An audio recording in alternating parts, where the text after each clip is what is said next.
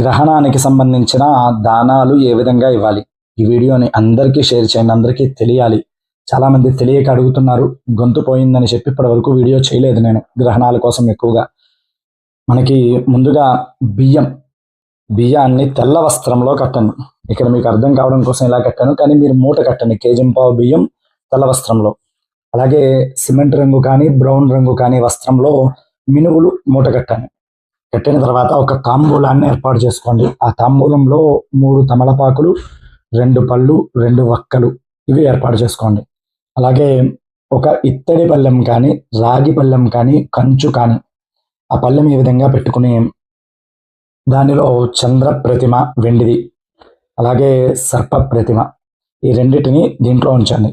మంచి వెండి దొరికితే తీసుకోండి, లేదంటే రాగిలోనైనా సరే దోషం లేదు, గుర్తుపెట్టుకోండి. దీనిలో నెయ్యిని నింపండి.